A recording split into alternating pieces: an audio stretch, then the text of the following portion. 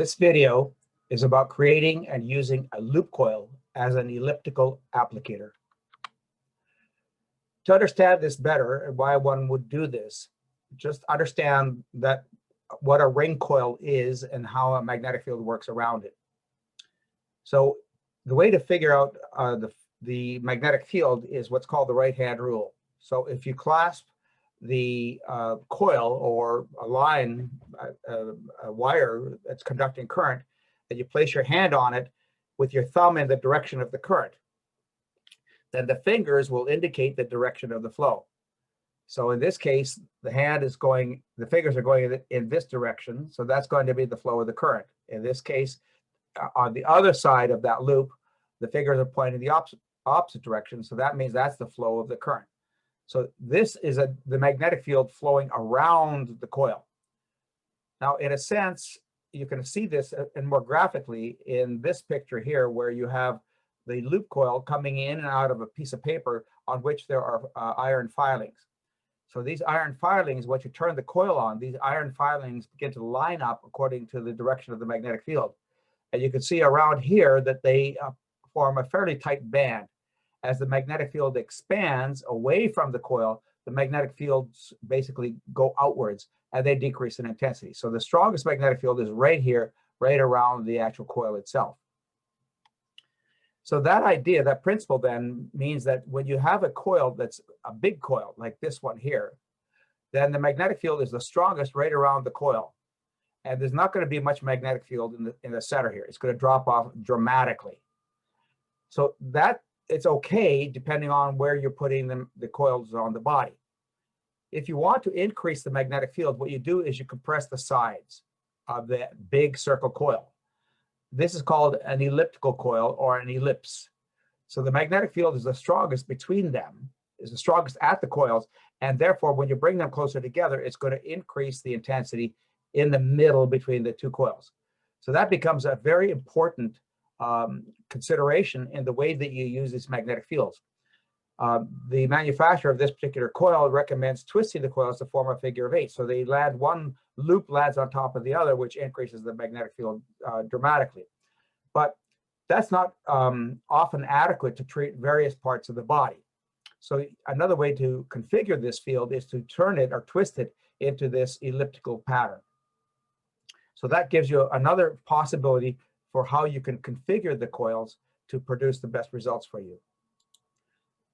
To do this, to create that elliptical coil, you're going to need bundling straps and a Velcro roll. So a coil or a roll of Velcro. When you do that, then you can actually bring those sides together.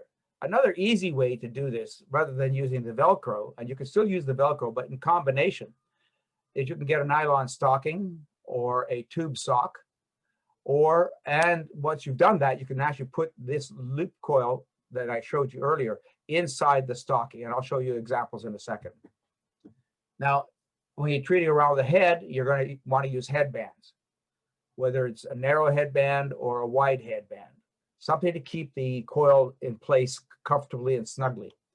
You could also use an elastic wrap. You could use an elastic wrap to actually create that elliptical coil, but you could also use the elastic wrap to put the coil around different parts of the body to hold it in place for you while you're doing your treatments.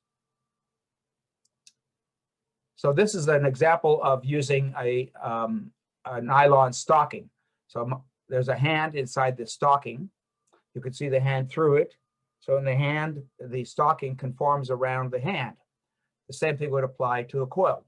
The stocking conforms the coil into the limits of the stocking, and that's very handy. You could increase the tightness of the coils by using Velcro straps around it as well, particularly towards the edges. You don't want the coil to be touching in the center. You want it to be close but not touching, because when it's touching, you actually lose magnetic field, because the magnetic field, the power lines, the line of the power flowing through that coil conflicts with itself in terms of the magnetic field, and so therefore you limit the magnetic field. This is another example of putting the coil in a stocking. white stocking as opposed to a nylon stocking. Again, that creates the boundaries of that field. You don't have to use a Velcro strap because the sock itself contains and creates that elliptical field. So why would you use an elliptical coil? What are the different possible uses for an elliptical coil? Certainly to treat it around the head and the brain. And we'll get into that in a second. You can use it around the shoulders. So I'll go into all of these toward the end, but let's focus on the head. What would you use a magnetic field for around the head? There are many neurological conditions for which you could use the magnetic field. You could use it for anxiety, depression, and multiple sclerosis, Parkinson's disease, head injuries, stroke. There's so many different things you can use these high intensity magnetic fields for around the brain. So that means that you want to be able to take the magnetic field and focus it on the brain itself. So this is an example of how you can put it in a sock. So this happens to be the example of the nylon stocking. And these pictures are lined up in vertical format. So the row or column 1 is the magnetic field going from the front of the head to the back of the head. So you're using a Velcro strap to hold it in place. Again, you could use other straps or wraps or hats or bands or headbands, whatever, to hold it in place. This shows you what it would look like going across the top of the head from the back of the head to the front of the head. And then this side view shows you what it would look like going from the front to the back. In column 2, we are using the headband from the back to the front. So we're aiming the center of that loop, the elliptical loop, in the back of the head, and then bringing it around to the sides of the head to the front. This is a particularly useful application for things like tinnitus, for memory, for pain management. The first column, that's going to be useful for, again, for head injuries, Parkinson's, MS, where the problems tend to be more in the center of the brain. And again, stroke. So if the stroke happens to be on the right side of the brain, then you might want to use this configuration. If it happens to be more in the center of the brain, you're going to use this configuration. Right? So this is a useful configuration going from back to front. There are balance issues. You would want to use the coil towards the back of the brain. Again, concentrates the magnetic field in these particular areas. The third column shows you what it would be like to take the coil from the top of the head down to the sides. It would have basically the same value as it would have from going from the back of the brain to the front, except now you're focusing the magnetic field primarily on the side of the brain. Again, things like MS, for pain, for memory, for depression potentially. This column is probably best for depression. This approach is probably best for migraine or problems or pain at the back of the head. Whereas this one, again, is going to be really good for what we call the parietal cortex, which is in the center of the brain, which happens to do mostly with memory, and the hypothalamus and the hippocampus, so memory especially.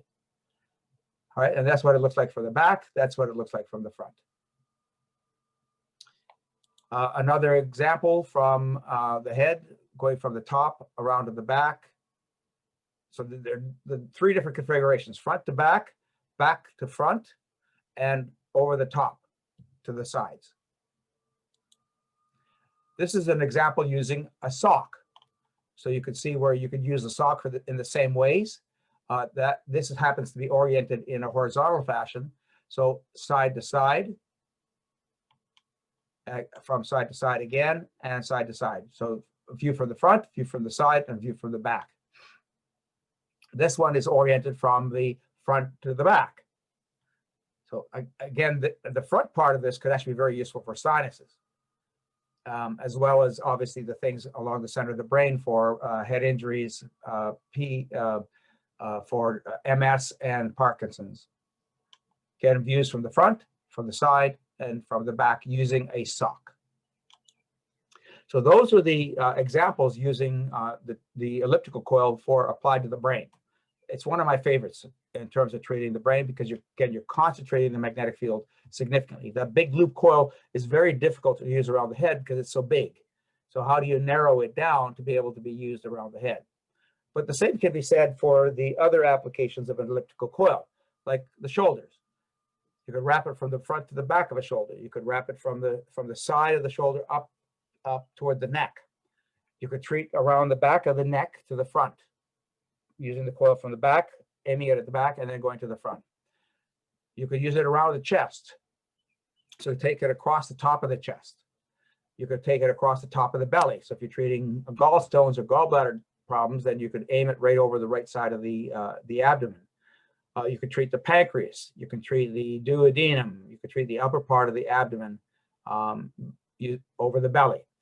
You could take it lower down in the abdomen to treat the groins, but it would also treat pelvic issues. It would treat problems with Crohn's disease, ulcerative colitis by going down lower into the abdomen, by, again, concentrating the magnetic field.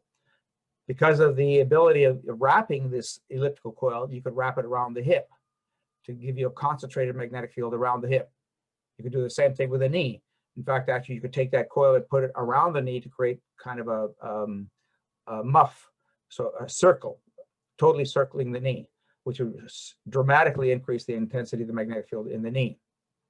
Same thing with a thigh. If you have a thigh injury, a thigh bruise, surgery to the thigh, etc., then you could use it around the thighs. You could take it across the back and treat both kidneys at the same time.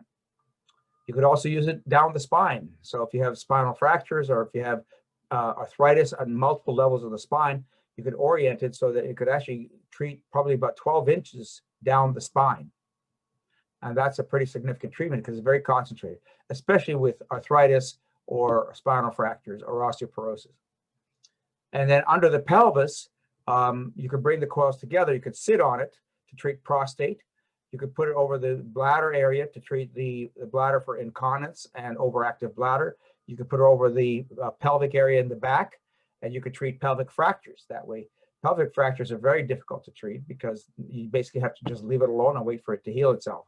So you could speed up healing of the pelvic fractures using the magnetic coils around the pelvis, whether it's across the front or whether it's across the back or even underneath. So that's the use of the elliptical coil.